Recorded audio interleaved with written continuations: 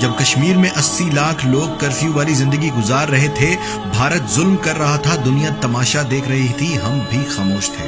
جب فلسطین میں معصوم مسلمانوں کو بموں سے اڑایا جا رہا تھا، دنیا خاموش تھی اور ہم بھی خاموش تھے۔ جب شام میں ننھے پھول مسلے جا رہے تھے، سمندر کی لہریں معصوم کلیوں کو بہا کر ساحل پر دھکیل رہی تھی، ہم تب بھی خاموش تھے۔ جب برما کے مسلمانوں کو زندہ جلایا جا رہا تھا، دنیا خاموش تھی، ہم بھی اپنی زندگی میں مگن تھے۔ وہ خالق سب دیکھ رہا تھا، اشرف المخلوقات سے توقع کرتا رہا کہ ظلم روکنے کے لیے کوئی ہاتھ بڑھائے گا، کوئی زبان سے کچھ بولے گا اور کوئی دل میں ہی ظالم کو ظالم کہے گا۔ افسوس کہ ہم نے اللہ کے غضب کو ایسی دعوت دی کہ مظلوم بندوں کی مدد کے لیے اس نے اشرف المخلوقات کو چھوڑ کر ایک وائرس کو بھیجا جس نے پوری دنیا کا نظام اپنے ہاتھ میں لے لیا۔ اب ہم سب خزاں کے موسم میں درختوں کے پتوں کی طرح جھڑ رہے ہیں۔ ہم نے فلسطینیوں کو زہریلی گیس سے سانس بند ہو کر تڑپ تڑپ کر شہید ہوتے دیکھا۔ تماشا سمجھا اللہ نے اس وائرس سے سانس بند کر کے ہمیں مارنا شروع کر دیا۔ ہم بم دھماکوں سے معصوموں کی لاشوں کے ٹکڑے بکھرتے دیکھتے رہے، خاموش رہے۔ اللہ نے اس وائرس سے ہمارے جنازے ویران کر دیے۔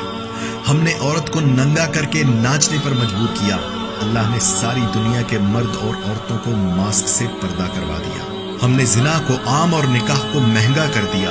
اللہ نے ہمیں سادگی سے نکاح کرنے پر مجبور کر دیا۔ ہم نے بزرگوں کا احترام چھوڑ دیا، ماں باپ کی عزت کرنا چھوڑ دی۔ اللہ نے اس وائرس سے ایک ایک کر کے دنیا سے بزرگوں کو اپنے پاس بلانا شروع کر دیا۔ یقیناً ہم اسی لائق تھے، یقیناً یہی ہماری سزا تھی۔ اگر آپ کو میری باتوں پر یقین نہ آئے تو دنیا کا نقشہ اٹھا کر دیکھیے۔ جس ملک نے ظلم کیا وہ سخت پکڑ میں ہے، جس ملک نے خاموش تماشا دیکھا وہ بھی پکڑ میں ہے، اور جو ملک غریب تھے، جہاں بھوک ناچ رہی تھی، افریقہ کے جنگلوں میں، کشمیر میں، برما میں، شام میں، جہاں جہاں ظلم ہو رہا تھا وہاں یہ وائرس نہیں گیا۔ مجھے تو یہ بھی نہیں پتا کہ اب معافی قبول ہونے کا وقت بچا بھی ہے یا نہیں۔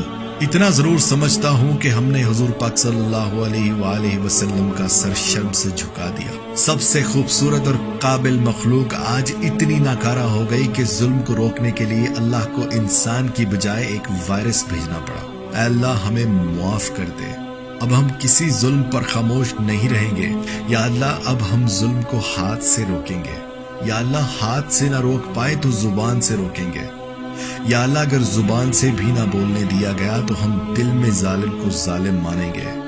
پروردگار ہمیں معاف کر دے، ہم سے درگزر کر، ہم تیرے بندے ہیں، تیرے حبیب کی امت ہیں، ہمیں معاف کر دے۔